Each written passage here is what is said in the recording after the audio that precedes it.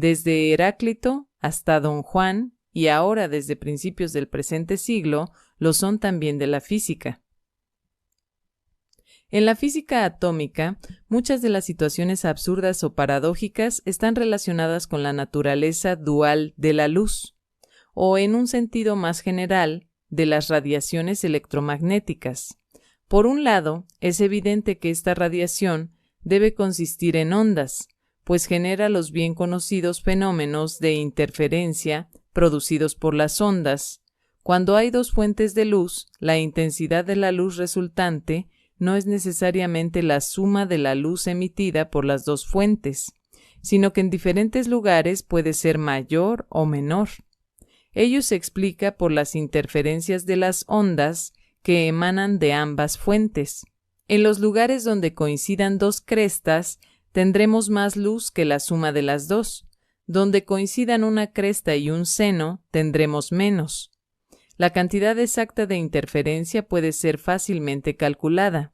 Este tipo de fenómenos de interferencia se pueden observar siempre que se trabaje con radiaciones electromagnéticas, lo cual nos obliga a concluir que estas radiaciones se componen de ondas.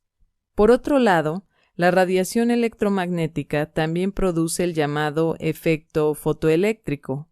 Cuando la luz ultravioleta es proyectada sobre algunos metales, puede desprender electrones de la superficie del metal. Por lo tanto, debe estar compuesta por partículas en movimiento.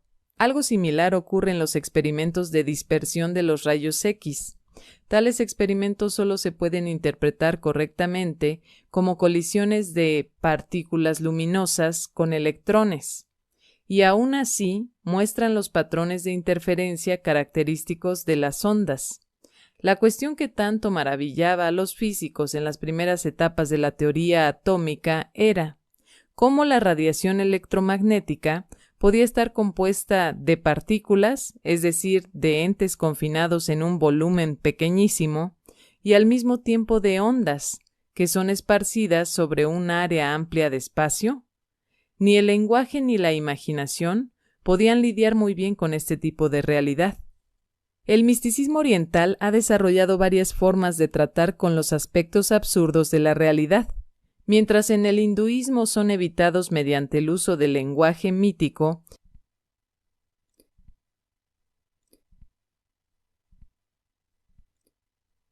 el budismo y el taoísmo tienden a acentuar el absurdo, más que a ocultarlo. El principal escrito taoísta, el Tao Te Ching de Lao Tse, está escrito en un estilo desconcertante, aparentemente ilógico. Está lleno de contradicciones intrigantes y su lenguaje compacto, potente y extremadamente poético pretende atraer el pensamiento del lector y sacarlo de los surcos usuales del pensamiento lógico. Los budistas chinos y japoneses adoptaron esta técnica taoísta de comunicar la experiencia mística, exponiendo simplemente su carácter absurdo. Cuando el maestro Zen Daito vio al emperador Go-Daigo, que era estudiante de Zen, dijo: «Nos separamos hace muchos miles de kalpas y sin embargo no hemos estado separados ni un solo instante. Nos estamos viendo las caras uno al otro durante todo el día y sin embargo todavía no nos hemos encontrado». D.T. Suzuki, The Essence of Buddhism, la esencia del budismo. Los budistas Zen tienen una particular destreza para aprovechar las inconsistencias de la comunicación verbal y con el sistema del koan han desarrollado una forma única de transmitir sus enseñanzas de un modo no verbal. Los koanes son acertijos absurdos, cuidadosamente compuestos a fin de que el estudiante se dé cuenta de las limitaciones de la lógica y del razonamiento del modo más directo. Lo absurdo e irracional de estos acertijos hace que su resolución pensando sea imposible. Están precisamente diseñados para detener el proceso del pensamiento y de este modo preparar al estudiante para la experiencia no verbal de la realidad.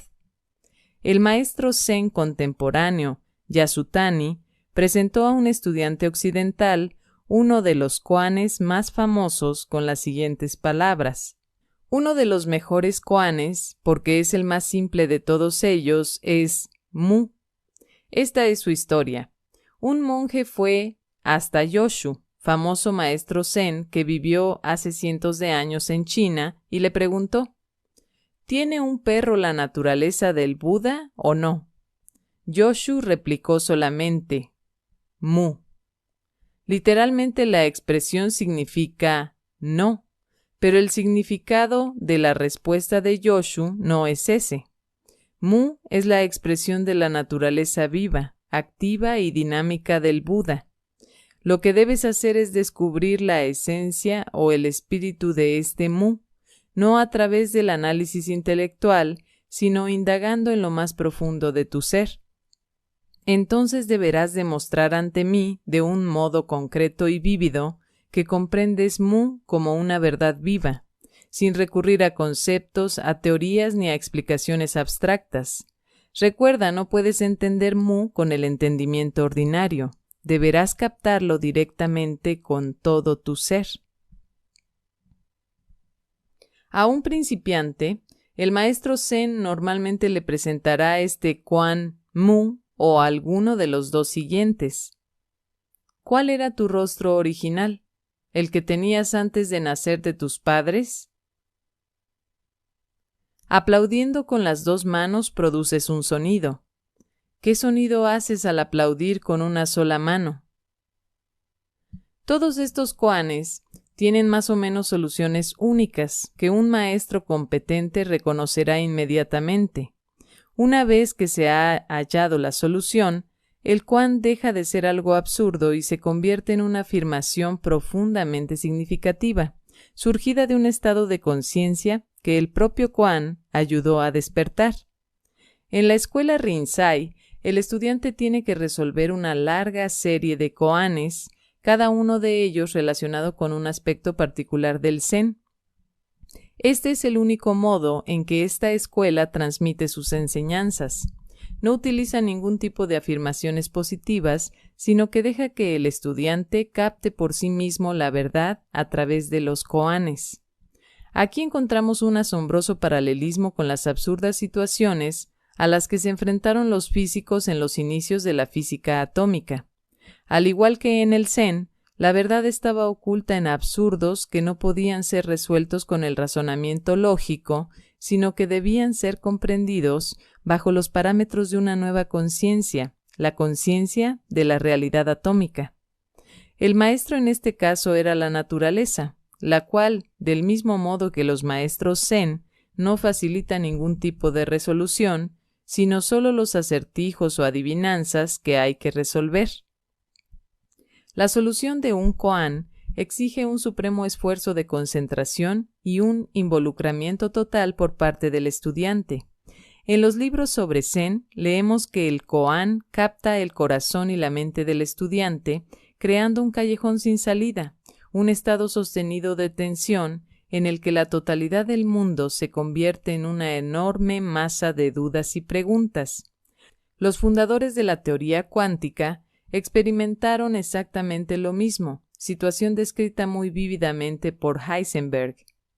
Recuerdo las discusiones con Bohr, que se prolongaban durante muchas horas, hasta bien avanzada la noche, y que acababan casi en la desesperación. Y cuando al terminar la discusión me iba solo a dar un paseo por el vecino parque, me repetía a mí mismo una y otra vez la misma pregunta. ¿Es posible que la naturaleza sea tan absurda como a nosotros mismos nos lo parecía en aquellos experimentos atómicos? Cada vez que la naturaleza esencial de las cosas es analizada con el intelecto, debe parecer absurda o paradójica. Esto ha sido reconocido por los místicos desde siempre, pero muy recientemente se ha convertido en un problema para la ciencia. Durante siglos, los científicos estuvieron investigando las leyes fundamentales de la naturaleza, que sirven de base a la gran variedad de fenómenos naturales. Estos fenómenos pertenecían al entorno macroscópico de los científicos y por ello al mundo de su experiencia sensorial, puesto que las imágenes y los conceptos intelectuales de su lenguaje procedían de esta misma experiencia, eran suficientes y adecuados para describir tales fenómenos naturales. En la física clásica, las preguntas sobre la naturaleza esencial de las cosas eran respondidas por el modelo newtoniano y mecanicista del universo, el cual, del mismo modo que el modelo de Demócrito en la antigua Grecia, redujo todos los fenómenos a movimientos e interacciones entre átomos duros e indestructibles. Las propiedades de estos átomos fueron abstraídas de la noción macroscópica de las bolas de billar y, por tanto, de la experiencia sensorial. El hecho de si estos conceptos se aplicarían realmente al mundo de los átomos no fue entonces cuestionado y, desde luego, tampoco se podía investigar experimentalmente. Sin embargo, llegado el siglo XX, los físicos pudieron abordar ya de un modo experimental la cuestión de la naturaleza última de la materia. Con la ayuda de una tecnología sofisticada, pudieron ahondar cada vez más en su investigación, descubriendo una capa de materia tras otra en su búsqueda de los ladrillos iniciales. Así se verificó la existencia del átomo. Luego se descubrieron sus componentes, el núcleo y los electrones, y finalmente los componentes del núcleo, protones y neutrones, y también muchas otras partículas subatómicas. Los finos y complicados instrumentos de la moderna física experimental penetran profundamente en el mundo submicroscópico. En reinos de la naturaleza muy alejados de nuestro entorno macroscópico, haciendo a este mundo inaccesible a nuestros sentidos. Sin embargo, esto solo se logra a través de una cadena de procesos que terminan, por ejemplo, en el zumbido audible de un contador Geiger, o en una mancha oscura sobre una placa fotográfica. Lo que vemos u oímos nunca son los fenómenos investigados, sino siempre sus consecuencias. El mundo atómico y subatómico en sí mismo queda más allá de la percepción de nuestros sentidos. Así, es con la ayuda del instrumental moderno como somos capaces de observar las propiedades de los átomos y sus componentes de un modo indirecto y de experimentar hasta cierto punto el mundo subatómico. Sin embargo, esta experiencia no es una experiencia ordinaria, comparable a la de nuestro entorno diario. El conocimiento de la materia a ese nivel ya no se deriva de la experiencia sensorial directa y, por ello, nuestro lenguaje ordinario, que toma sus imágenes del mundo de los sentidos, no es ya adecuado para describir los fenómenos observados. A medida que vamos penetrando más profundamente en la naturaleza, tenemos que abandonar también cada vez más las imágenes y los conceptos del lenguaje usual. En este viaje hacia el mundo de lo infinitamente pequeño, el paso más importante, desde el punto de vista filosófico, fue el primero, la entrada al reino de los átomos. Al investigar el átomo por dentro y al examinar su estructura, la ciencia trascendía los límites de nuestra imaginación sensorial. A partir de ese momento, no pudo confiar ya con absoluta certeza en la lógica y en el buen sentido. La física atómica proporcionó a los físicos las primeras vislumbres sobre la naturaleza esencial de las cosas. Al igual que los místicos, los físicos se hallaron entonces tratando con una experiencia no sensorial de la realidad y, como los místicos, tuvieron que hacer frente a los aspectos absurdos y paradójicos de esta experiencia. Desde entonces, los modelos e imágenes de la física moderna se parecieron mucho a los utilizados por la filosofía oriental. 4. La nueva física. Según los místicos orientales, la experiencia directa y mística de la realidad es un suceso momentáneo que sacude violentamente los fundamentos de nuestra visión del mundo. D.T. Suzuki la llamó el más sorprendente acontecimiento que jamás pudiera suceder en el reino de la conciencia humana, que viene a alterar toda forma de experiencia estandarizada. E ilustró el asombroso carácter de esta experiencia con las palabras de un maestro zen que la describió como el fondo de un cubo roto. Los físicos al comienzo de este siglo sintieron algo parecido al ver que los fundamentos de su visión del mundo se tambaleaban ante la nueva experiencia de la realidad atómica, y describieron esa experiencia en términos muy similares a los utilizados por el maestro Zen de Suzuki. Así escribía Heisenberg: esta violenta reacción ante la evolución de la física moderna tan solo se podrá comprender advirtiendo que los fundamentos de la física han comenzado a moverse y que ese movimiento ha causado la sensación de que la ciencia va a quedar separada de la Tierra. Werner Heisenberg, Physics and Philosophy, 1963. Einstein experimentó el mismo sobresalto cuando por primera vez entró en contacto con la nueva realidad de la física atómica. Así escribió en su autobiografía: todos los intentos que hice para adaptar el fundamento teórico de la física a este nuevo tipo de conocimiento fracasaron rotundamente.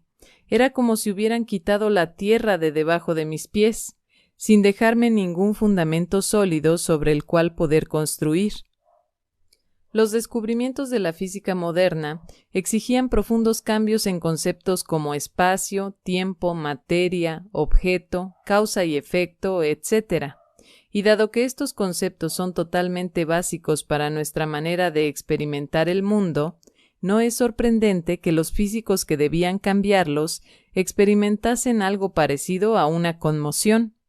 De estos cambios surgió una visión del mundo radicalmente distinta y que a través de la investigación científica actual aún está en proceso de formación. Todo parece indicar que tanto los místicos orientales como los físicos occidentales pasaron por experiencias similares, que los llevaron a contemplar el mundo desde perspectivas totalmente diferentes y nuevas. En las dos citas siguientes, el físico europeo Niels Bohr y el místico hindú Sri Aurobindo manifiestan la profundidad y el carácter radical de esta experiencia. La gran tensión que hemos soportado durante los últimos años ha demostrado la insuficiencia de nuestras simples concepciones mecanicistas y, como consecuencia de ello, ha hecho que se tambaleen los cimientos sobre los que estaba basada la interpretación usual de nuestras observaciones. Niels Bohr. Todas las cosas comienzan de hecho a cambiar su naturaleza y su apariencia. Nuestra experiencia del mundo pasa a ser totalmente diferente. Una nueva forma, vasta y profunda de experimentar, de ver, de saber, de tomar contacto con las cosas. Sri Aurobindo. Al lector o escucha que encuentre esta presentación de la física moderna demasiado comprimida y difícil de entender, no debe preocuparse. Todos los conceptos mencionados en este capítulo serán tratados con mayor detalle más adelante.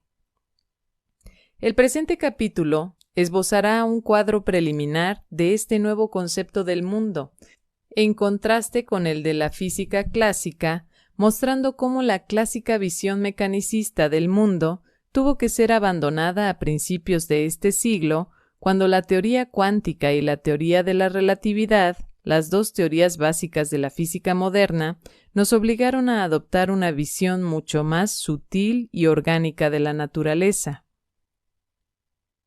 La física clásica.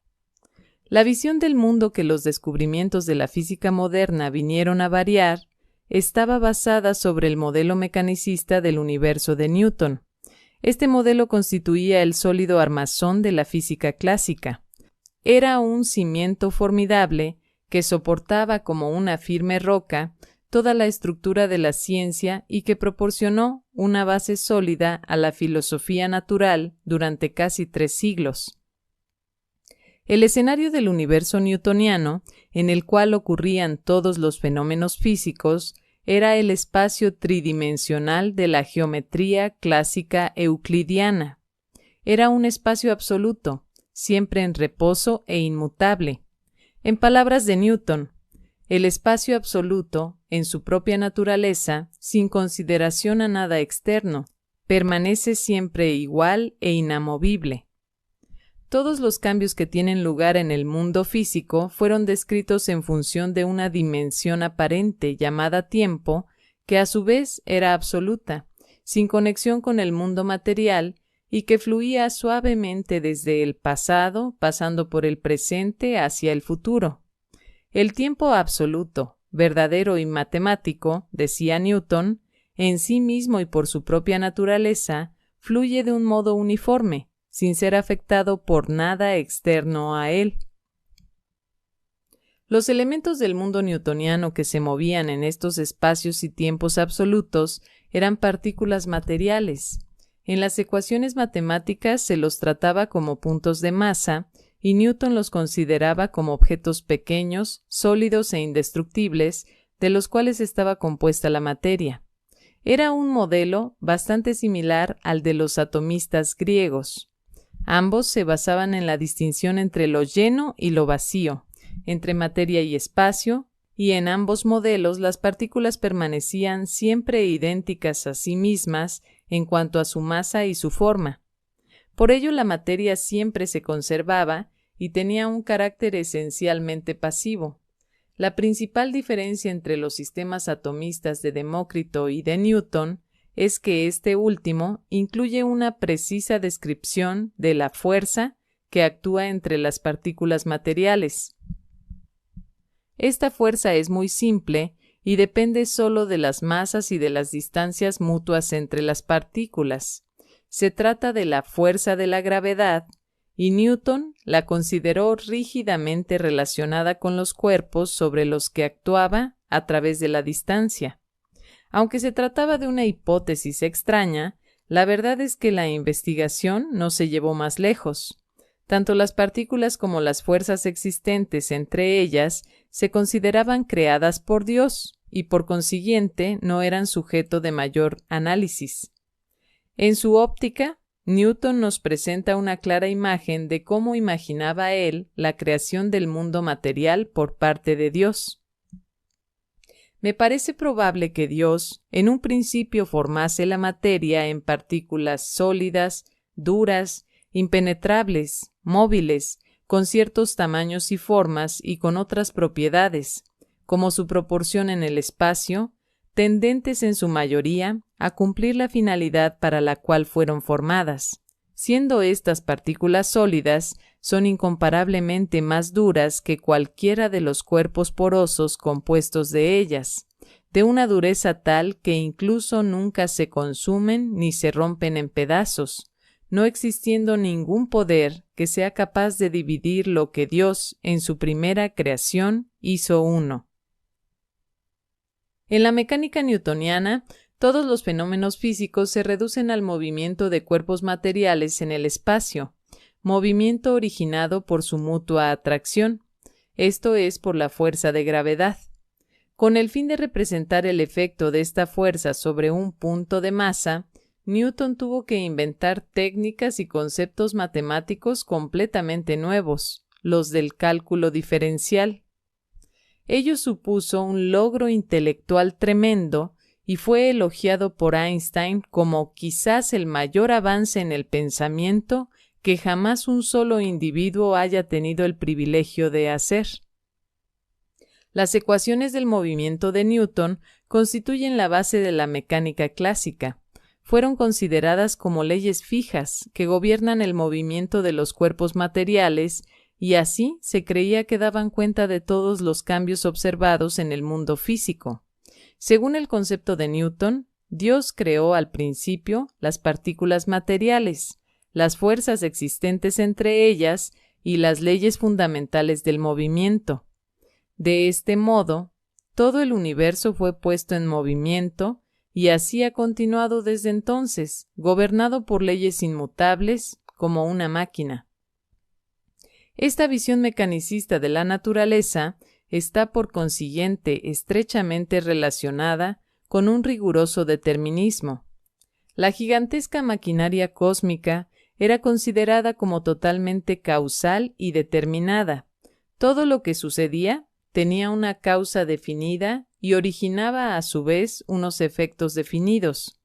El futuro de cualquier parte del sistema podía, en principio, ser predicho con absoluta certeza, siempre que su situación en un momento dado se conociera con todo detalle. Esta creencia está expresada muy claramente en las siguientes palabras del matemático francés Pierre-Simon Laplace.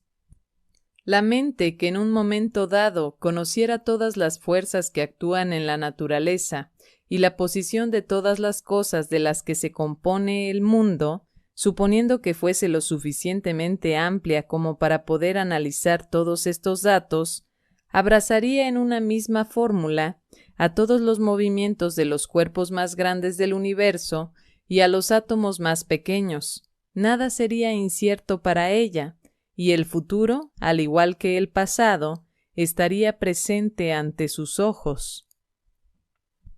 La base filosófica de este riguroso determinismo era la separación existente entre el yo y el mundo, introducida por Descartes. Como consecuencia de esta separación, se creía que el mundo podía ser descrito objetivamente, es decir, sin mencionar jamás al observador humano, y tal descripción objetiva de la naturaleza se convirtió en el ideal de toda la ciencia. Los siglos XVIII y XIX presenciaron un tremendo éxito de la mecánica newtoniana. El propio Newton aplicó su teoría al movimiento de los planetas y pudo explicar los rasgos básicos del sistema solar. Su modelo planetario era muy simplificado. No tenía en cuenta, por ejemplo, la influencia gravitacional de los planetas entre sí. Pese a ello, descubrió que había ciertas irregularidades que no podía explicar. Resolvió este problema asumiendo que Dios estaba siempre presente en el universo para corregir tales irregularidades. El gran matemático Laplace se impuso a sí mismo la ambiciosa tarea de refinar y perfeccionar los cálculos de Newton en una obra que ofreciera una solución completa al gran problema mecánico presentado por el sistema solar y haría coincidir tan exactamente la teoría con la observación que las ecuaciones empíricas no figurarían ya jamás en las tablas astronómicas. El resultado fue una gran obra en 5 volúmenes llamada Mécanique Celeste, en la cual Laplace logró explicar los movimientos de los planetas, lunas y cometas hasta sus más pequeños detalles, así como también el flujo de las mareas y otros fenómenos relacionados con la gravedad. Demostró que las leyes newtonianas relativas al movimiento aseguraban la estabilidad del sistema solar, tratando al universo como una máquina perfectamente autorregulada. Cuando Laplace presentó la primera edición de su obra a Napoleón, según cuenta la historia, Napoleón le dijo: «Monsieur Laplace, me dicen que ha escrito usted esta enorme obra sobre el funcionamiento del universo, sin mencionar ni una sola vez a su creador». A esto, Laplace respondió tajante: «No he tenido necesidad de tal hipótesis». Animados por el brillante éxito alcanzado en astronomía por la mecánica newtoniana, los físicos la extendieron al movimiento de los fluidos y a las vibraciones de los cuerpos elásticos, y una vez más funcionó. Por ejemplo, incluso la teoría del calor pudo ser reducida a mecánica, al descubrirse que el calor era la energía creada por un complicado movimiento de agitación de las moléculas. Cuando la temperatura, por ejemplo, del agua aumenta, el movimiento de sus moléculas se incrementa hasta llegar a sobrepasar las fuerzas que mantienen unidas a estas moléculas y por ello se separan. De este modo, el agua se convierte en vapor. Por el contrario, cuando el movimiento térmico disminuye al enfriarse el agua, las moléculas se encierran dentro de un nuevo patrón mucho más rígido, que es el hielo. Del mismo modo, muchos otros fenómenos térmicos pueden comprenderse bastante bien desde un punto de vista puramente mecánico. El enorme éxito logrado por el modelo mecanicista hizo creer a los físicos de principios del siglo XIX que el universo era un gigantesco sistema mecánico que funcionaba según las leyes newtonianas del movimiento.